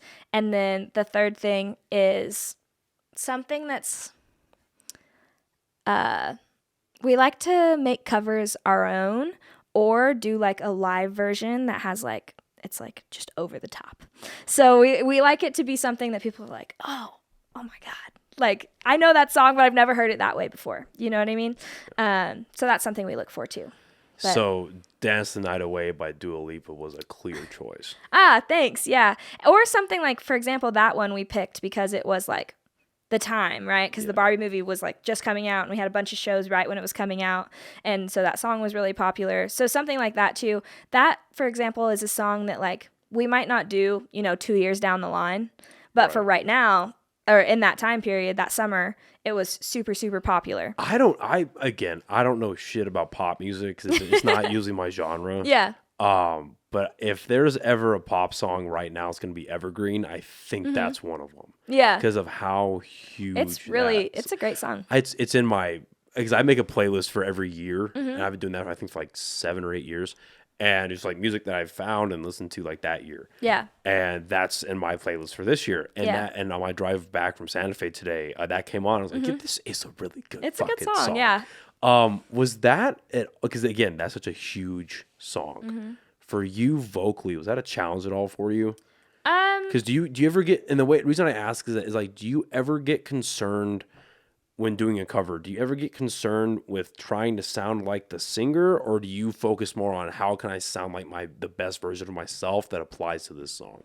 Yeah, I think it's always going to be the second option, because there's a few songs that we do that I don't sing exactly like the track, because even if I could do it, I don't think it's the best option for me, whether it sounds the best or whether it's the healthiest option for me. Because if I'm doing a show, let's say we have 3 shows a weekend or something, which we had a couple of those this summer, where we had a Friday, Saturday, Sunday, which is great, right? But each show, is an hour and a half, 2 hours or something like that. And so that's a lot of singing. And so I try to be really strategic about how I use my voice. And so if there's a song where there's like a section that maybe I can do it, but it, doesn't feel the best, I'm probably going to opt to do something that feels a lot more healthy for me so that I can like have that stamina long term, which I think that comes from my like musical theater and like classical training, is that the last thing that I ever want is to damage my voice. I'm like so scared of losing my voice. Like, I don't know what I would do if that happened. Like, every time I get sick, I'm like terrified that it's never going to come back. Like it's never going to come back. I'm never going to be able to sing again. It's like one of my biggest fears. So I try everything that I can to stay super, super consistent and super healthy. I don't blame you. I mean, that's your, that's your tool. Like that is your main and only weapon as a singer is your voice. I remember, because back when I was a little kid, I used to be a big fan of Hannah Montana. And there's an episode where Miley loses her voice and she has to get a surgery, and it's this whole dramatic fucking thing. I remember being so goofy back in the day. It's a real fear. It's a real fear of mine. Oh, I could imagine. So scared. But their execution of it was so fucking I know top what you mean. Yeah. Disney and all that stuff. I know what you mean. And like you're saying, that not only from like a self-preservation and maintaining your voice perspective, I feel like the worst covers come from, even if they're talented bands, the worst covers come from vocalists and bands that try so hard to sound like the original band, then put their own spin on it. And I think that loses the whole point of a cover. if I wanted to hear something that sounds exactly like the original people, I will listen to the original people. I promise you I will do that. Like, I couldn't imagine, and this is a very extreme example, but I couldn't imagine Johnny Cash trying to do Hurt by Nine Inch Nails like Nine Inch Nails. The same way. Mm-hmm. I couldn't imagine that. But because he took that song, I think that's considered the greatest cover of all time, Hurt. And even Trent Reznor and Atticus Ross from Nine Inch Nails, I remember they gave an interview a couple of years ago, and they're like, yeah, his version's better. Like, we've known that for a long time. It's really good. That version is so good. Well, you can fucking hear it in that poor guy's voice. I know. It's crazy. Like, you are old, dude. Fuck. And yeah, so imagining him trying to do that song, but in a Nine Inch Nails way, it wouldn't fucking work. What practices do you use, whether they're vocal exercises or like things you drink or eat or whatever it is? What do you do? Because again, I don't think it can be overstated. You have a fucking gorgeous voice. Thank you. You really do. What do you do to maintain that? I love talking about this because I'm like very ritualistic. I love my rituals like before shows. So I love talking about this. Something I do I warm up every single day, even if I don't have a show, even if I'm not singing, whatever, which I'm pretty much always singing because I teach, but I warm up every single day so that my voice is always ready to go. And then I also run while I sing while I run, because that helps like build that stamina and that like breath support. And so I don't sing loud or anything like that, but when I go for runs, I'll be like quietly singing to myself because it like helps build up my lungs and my stamina and my diaphragm and my breath control. And so that then when I'm on stage and I'm like jumping around and dancing and stuff like that, I'm not running out of breath because I already sang this song 10 times while I ran, you know? So it's like, it's kind of the same. Singing is similar in a lot of ways to like working out because it is a muscle group and you use your whole body to sing. And so you have to like train similarly to like working out, you know? You have to like be consistent. And if I'm not consistent, like let's say I go on vacation for 2 weeks or something and I don't really sing at all, and then I come back, my voice feels completely different. Like it's like whenever you take 2 weeks off from the gym and then you come back and you're like, I can still do this, but it doesn't feel the same. That is me currently. Yeah, you're like, I can still do this, but this doesn't feel the same, right? And so it's kind of the same way. So I go for runs while I sing or just do any type of cardio while I sing. I warm up every single day. And then on show days or like days that I'm going to sing a lot, I don't eat dairy because dairy is like makes you really phlegmy. I was going to say, so is that true that like dairy builds up the phlegm and like the mucus and all that shit? Yeah. And so I don't eat dairy. And then I drink one of two things. So if I'm going to be on the go, a medicine ball from Starbucks is like the best thing ever for your voice. And it tastes so good too. It's like honey citrus mint tea steeped in warm lemonade, which I know sounds crazy. No, that sounds like it'd be it's so good. And then like honey and everything too. And so it's so soothing. It's like warms them up. It's just really great. Or if I'm like at home, I'll make like a tea, usually throat coat hot tea, and then I'll put a cinnamon stick in it because it's anti-inflammatory. I'll do honey, and then I'll even put like a piece of raw ginger because it's also anti-inflammatory, and so I'll do a piece of raw ginger, and then I'll usually take like a cough drop that doesn't have menthol in it because menthol actually, if you're going to sing, it's worse for your voice because what menthol does is it numbs your vocal cords. That's why it feels better. But then if you go on stage and you try to sing on top of numbed cords, then you like way over sing and you make yourself worse afterwards. So I'll use a cough drop that's like herbal and I'll put that in there too. And you'll put it in the tea? In the tea, yeah. And then if I way over sang at a show, I have like a special juice that I make that's like a aftercare type thing. So it's nice. It's like a recovery shake. Yeah, exactly. But like you should have a recovery meal after a good workout. Yeah, it's like ginger and cinnamon sticks and like it's like cranberry juice and apple juice and just a teeny tiny bit of orange juice and then water. And it fixes it every single time. So, okay. I haven't thought about this before, so I'm going to try to word this properly. Mm-hmm. When you're singing and you are manipulating your vocal cords and your diaphragm and your throat and just everything that encompasses singing. Mm-hmm. See if I can word this properly. Are you able to isolate and individually use different parts of your whatever that package is to sing, right? Absolutely. In the same way that you're able to like isolate a muscle in the gym. Yeah. So does it work? Is it anything like that? Because I'm thinking like, okay, so let's say you have like your diaphragm, your throat, vocal cords, your lips, tongue, the way you're either inflating your cheeks, whatever the way you're opening your jaw, whatever you're doing. Are you able to isolate like your vocal cords the same way you're able to isolate like a bicep during a curl? So yes. It's a little bit different because you're always going to use all of those things, right? But you can use them differently to get different effects. So thank you. That's what I'm trying exactly. to say. So you have like 3 different vocal registers that you can use typically while you're singing. And so there's like your chest voice, which that's the one that people are most familiar with because usually that's how we talk. So it kind of resonates more within our chest. And then there's our head voice, which is like a falsetto, like a usual high, like falsetto type of head voice, and it resonates more in here. And then there's a mixed voice, which makes it sound like you're belting, except for you're not straining your vocal cords because it's a mixture of your chest and your head voice together. That's why it's called mixed voice, and it resonates throughout here. And so the way that you use all of those different muscles together can make you resonate your voice differently for different effects, right? And the more familiar you get with your voice and the more like training that you have and the more you use it, you can start to like isolate certain things and flow between those different registers like really smoothly.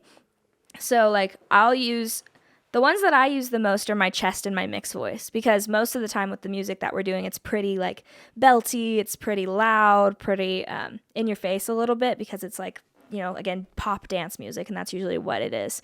And so if I'm like singing a really, really high note, but it sounds like I'm, really just belting it out, I'm usually using my mixed voice because it's way healthier.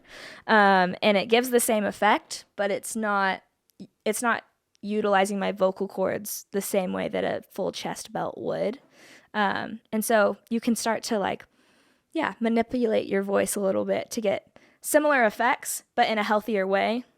But it honestly has taken me years to do that. Like I've had voice lessons and like training and everything since I was like 8. And I feel like just now, like in the past like 3 years, I've really gotten like a grip on it. So it takes a long time to be able to figure out your voice and like exactly how to do that. But that's why I love teaching, is because I love helping somebody. Like sometimes I'll have a student that is working on a song and they're just like so frustrated because they're like, I'm never going to be able to sing that. And then like doing those little tweaks and like different exercises that we do and different placements that we do. And then they can do it. And like the look on their face when they're like, oh my God, I can't believe that I just did that, is like my favorite thing in the world. If I could just do that all the time, like sing in my band and then just teach, that would be like my ideal life. I love teaching. I don't think it's out of the realm of possibilities. I gotta be honest. I do not think that's out of the realm of possibilities for you. That is probably one of, if not the best way I've heard vocal manipulation described. Mm-hmm. That's interesting. And that's really why, okay, I'm going to say this and then you're going to ask me to do it. I'm not good at it. But a lot of singers are really great at impressions. And that's why, is because they have so much control over their vocal cords and they're like able to hear like trends in people's voice patterns that they're able to like do impressions. And so a lot of singers are great at impressions. Don't ask me to do some because I'm not saying I am, but a lot of singers are, and that's why. And that makes perfect sense. They're like vocal chameleons. Yeah. Uh-huh. That makes sense. So, you teaching vocal lessons and the way you do it is something that is what I actually wanted to close on. So it's a great segue. Cool. So let's say you get a brand new student in, no vocal background, no real experience. They're like, they sing their own concerts in their car on the way home from work. Yeah. What is like the starting like, okay, obviously you get an assessment of where they're at, but generally speaking, where would you start them on, like, okay, we're going to work on this. We're going to try this exercise. We're going to do this type of warm up. Yeah. What's like your general starting point? So I actually do this a lot because I have like trial lessons a lot at my job where like someone will come in that's their first lesson. And so we're starting from ground zero. The first thing I'll do is like pitch recognition. So I'll like go to the piano and I'll like play a note and see if they can match the note. Usually they can, because most people can do that, but sometimes they can't. And so sometimes that's the first step is like trying to like teach someone how to be able to match pitch. But that rarely happens, especially with people who want to take singing lessons, because usually people want to do something like that because they like have some type of like draw to it, right? Right. But yeah, if that's the case, then it's usually a rough time because that's the first step is trying to teach them how to match pitch. So how do you teach somebody how to match pitch if you have to? There's different like exercises that you can do, or like trying to teach them the different placement for the pitches. So like a low pitch, remember, it would be like our chest voice. So I'd be like, okay, can you say oh? Right? And they'd say, oh, and I'd say, you feel how it resonates right here? And they'd be like, yes. And I'd be like, okay, so this section of the keyboard for your range is going to be where we use our O's. And then, so they can kind of feel what it would feel like to resonate it. And then we'll kind of play through like a key. I'll play through like the key of C or something like that. So they can kind of hear that, and then I'll be like, okay, so this is C, can you sing C? And then usually they can. But it's different for everybody. Some people, like I said, that doesn't usually happen when people come in, but that's a way that you can do it. And then, so once we've done like pitch recognition and I feel like they're doing pretty well on that, then I'll test their range. So we'll do like a few warm-ups, like just some ahs or oohs or something like that. And we'll work our way up the keyboard, seeing how high they can go. And then we'll work our way down the keyboard, seeing how low they can go, so that I can see, okay, what are we working with to start off? Like what section of notes do we have? What's our range? Is there a more challenging vocal range than another to work with? It's really just everybody wants a big range. So it's just like trying to stretch it over time is what most people are working towards. But no, not really. It doesn't really matter if you have like a lower range or a higher range, or you have like a mid range or whatever. Just the goal for most people is to stretch it, because people want to be able to sing as many notes as they can. But yeah, it doesn't really matter where you're starting with. It just depends on the person, because there's different vocal types or like sections. So you can be, for men, there's like bass, which is like the lower end of like the male vocal range, and then there's tenors, which is like the higher range, and then for women there's altos, which is the lower range of the women's like range, and then there's sopranos, which are like the higher range, right? And so it doesn't really matter where you fall in any of those categories. It's just you have what you have and you work with that and you start there. So then I'll test their range. And then we'll do, once I know what their range is, then I'll do some warm-ups within their range. So just to kind of get them like ready to sing, because you never want to sing on like a cold voice, because that's how you can lose your voice and things like that. So we'll just do, again, some oohs, some ahs, just some little vocal exercises, which if you're looking for some, there's a great thing on Spotify if you're wanting to do it from home called Jacob Vocals Academy. So when I'm like in the car and I don't have a keyboard, I'll a lot of times use like their vocal warm-ups, and they're great. So if you're at home and you're wanting to warm up and you don't have like a voice lesson thing, look up Jacob's Vocals Academy. It's really good. But yeah, so we'll do some warm-ups, and then I like to work on a song. So like I'll be like, once we've warmed up, I'll say, okay, what's a song like that you love, that you've always wanted to be able to sing, or that you like to sing in your car or whatever? And so they'll pretty much always have a song, and then I'll have them sing through the song just how they would normally. Like I'll just listen. And then they're usually nervous, but I'm like, it's cool. Like, you're here because you want to learn. Like, you don't have to be nervous. I listen to people sing all day, every day. Like, you don't have to be nervous. A lot of times they're still nervous. So they'll sing through the song, usually with the track. So I won't make them sing by themselves yet. And then I'll be like, okay, that was awesome. That's a great place to start. And then I'm like, what we're going to do now is we're going to go through the song again. And I'm going to stop you a few times, and we're going to make some little adjustments. And so then we'll like go through the song again. And if I hear something that maybe didn't sound right, or they're struggling with a rhythm, or there's like they should try a different placement, you know, with the chest or mix or head or whatever, I'll stop them and I'll be like, okay, let's work on that. And then we'll fix that, and then we'll keep going and continue the song. then we'll sing through the song again one more time with all the fixes, and then I'll have them sing through the song completely by themselves, like with a karaoke track or something, so they can hear what they sound like by themselves and like the improvement that they had. So that's usually what like a typical like lesson looks like, because I like to do like applying to a song instead of just like teaching a warm up and saying, you would use this if this happened. You know what I mean? Well, I would rather teach in a song. I feel like it's a good way for people, again, that are brand new to music, don't really know a whole lot about it. That's a good way for them to track progress. Totally. And it's a good buy-in too, because I'm always like, what song do you love? Like, let's work on that. But it's a great way to track progress. Exactly. I have a student that when she first came in, she's one of my adult students, and the first song she wanted to learn was "Don't Stop Believin'," which that song is actually really hard to sing. Yeah. And I remember when we were working on it, she just felt really frustrated at first, because she's like, I don't think I'm ever gonna be able to sing it. We worked on it. She felt really good about it, and then like we moved on and did some other songs, and she's been one of my students for a few months now. And then like 2 months in, I was like, okay, you've had really great progress. And she's like, I don't know, have I? Like, I don't really feel like I have. And I'm like, let's go back and let's sing "Don't Stop Believin'." And so then we go back. I had her go back and sing that song, and she like blew it out of the water. And she was like, that was easy. And I was like, yeah, girl, I've been telling you, you've been getting better, and you like don't believe me. And so it is a really cool way to track progress. So I try to like keep track of what was the first song they ever worked on, so that then a few months in, we can go back and we can try it again. And they like 9 out of 10 times, like they're like, whoa, that was so hard the first time I did it, and now I can do it, So for performers that you teach, how do you teach microphone usage and voice projection? Because I feel like that is a challenge for a lot of performers. Totally. Right? It's like, how do you use a mic? Where do you put it to your face? How loud should you be? How much should you be relying on the microphone?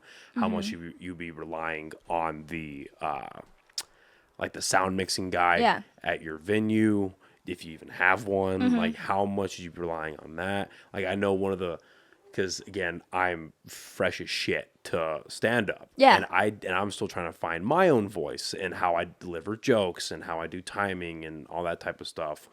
What type of enthusiasm or lack of, and what type of energy am I giving to my jokes, if they even work, and that type of shit, right? And one of the criticisms I got, which is very good, from a headliner at the second show that I did, was that because I have a naturally like loud voice, and then I even added on top of that for some of my jokes, and it came off not right. Okay. For what I was doing, it's like, oh, okay, yeah, I need to tone it back a bit, even for myself, and that hits a decent range. Yeah. So I was like, yeah, you didn't need, because obviously I know comedy's different than singing. He was like, yeah, sure. He was like, you don't need to fucking yell all the time into the mic, because they can fucking hear you. So how do you teach that type of manipulation and technology usage to people, and then just projecting their own voice to accentuate their highlights? Yeah, for sure. So first thing that I'll teach them is like how to hold a mic when you're singing, because a lot of people will try to hold it like this and like sing over the top, right? And for talking, that's usually fine. But for singing, that's not really what we want, because mics are directional. So you would want to sing into the front of the mic. And so a lot of people will hold the mic like this, and I'll teach them how to hold it like this. And usually just like a couple inches, an inch away from your mouth. I hold my mic super close to my mouth. I don't know why. It works for me, but it's kind of different for everybody. But you want to keep it relatively close and always like this way. Yeah. And so that's the first thing I'll start with. And then talking about the projection thing, right? It depends on venue a lot of times, because you said like if you have a sound guy versus if you don't. If you have a sound guy, that's his job. Like, yes, you work with them to like, you don't want to blow out the mic and you don't want to like be way too quiet. But I always tell my students to project past the mic, because a lot of times students will sing and they'll think, oh, the microphone's right here, so I only have to sing this loud, right? But what you really want to do is I tell them to, whatever venue or room they're in, sing to the back wall. So like if I'm in Launchpad or something like that, I'm singing all the way to the bar, because like that's what you want. But you don't want to scream either, because something a lot of musicians have a hard time with too, like newer people, is it's always hard to hear your vocals, because especially if you're playing with like a newer band or something like that, bands love to play loud. They love to play loud. And your voice, you can only make it go so loud. And so a lot of times, if you're playing with like a newer band or something like that, the band plays really, really loud and you can't hear your own vocals in the monitor. Like you couldn't turn the mic up enough. You know what I mean? To be able to hear yourself. That's crazy. So I guess that begs why you have in-ears. A lot of bands use in-ears. Yeah, that's why I like in-ears. And that's not always the case. And like I said, if you have like a really good band, they know to like to balance things with you. Yeah. But that's not always the case. And so a lot of times I'm working with newer singers that are working with newer bands, like at least when I'm teaching at like school and stuff like that. And so that's something that we work on is like trusting in your own like ability, right? And if you can't hear yourself, that doesn't mean that the crowd can't hear you, because how we hear things on stage is completely different how it sounds in the house. And so I'll tell them that I'm like, hey, you've sang this song 50 times and you've done it perfect 50 times and you're singing it really healthy and you're projecting loud. I can hear you well. Don't get up on that stage and as soon as you can't hear yourself, start screaming. Because that always happens. And so I'm like, I'll tell them like, okay, I want you to sing this song exactly how we've been doing it, because you've been doing it great. And I want you to think about how it feels inside your body. Like, where do you feel it resonating? How does your stomach feel? Like, how does your lungs feel? How does your face feel? Like, how does it feel throughout your body? And when you get on that stage, even if you can't hear yourself, I want you to recreate that feeling. I don't want you to then just start screaming your song because you can't hear yourself, right? Trust that the sound guy's doing what he's supposed to do, and he is, because sound guys are great. They're doing their job. Trust that he's doing what he's supposed to do, even if you can't hear yourself on stage because the guitar player next to you has his amp turned all the way up. You know what I mean? And you can't hear yourself in the monitor. Trust that they can still hear you out there. And if they can't, there's nothing you can do about it. Even if you scream your lungs out, there's nothing you can do about it.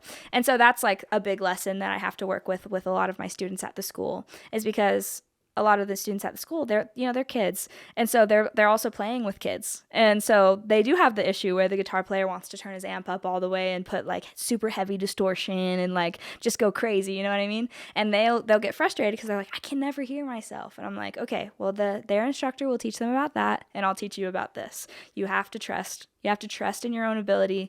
Even if you can't hear yourself, that doesn't mean that the crowd can't hear you. So those are like the two things, the biggest things that I teach them. And yeah, I always teach them to sing whatever room they're in, whatever venue they're in, sing to the back wall. And the sound technician will worry about like the levels and stuff like that. Well, I think that trusting in your own ability has been the theme of this fucking episode. Yeah, definitely. Mm-hmm. So this has been a blast. Thank you so much for coming down and doing this. Yeah, of course. Thank you for having me. It was fun. We talked about, we'll say it one more time, you guys have a show with the Slums and St. Levi. November 17th. At Launchpad. And when does it start? I think probably doors at 7. I'm not 100% sure, but that's usually what it is. Okay, doors at 7. Awesome. And then, I know the Mango Cakes have a bit of involvement, because I know the music community had suffered a pretty big loss about a week ago. Yeah. Is that right? Mm-hmm. About a week ago. I didn't know Miguel personally, but I knew him like third hand because I heard a lot of people talking just amazing things about him. There is because this is going to come out on this Thursday. Okay. So there's a benefit show, right? Or a tribute show. I don't want to do it I don't want to not do it justice by calling it what it is. But yeah, there's a tribute show, and it's to raise funds for his family. And it is Monday, November 13th, also at Launchpad. And there's going to be a lot. It's going to be kind of like an old school Mango Cakes show. When he used to be the singer for the Mango Cakes, that was in their Sawmill days when they would bring tons of friends up on stage and play a bunch of music. And so it's going to be kind of recreating that night.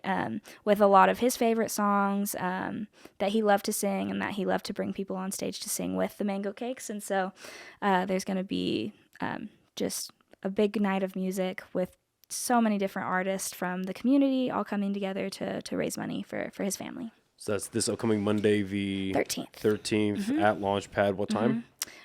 Doors at 6. Sweet. All right. Well, Josie, You're a fucking sweetheart. Thanks. This has been great. This has been awesome. Thank you for coming back. Of course. And thank you, everybody, for listening and watching. And we'll see you next time. Bye, everybody.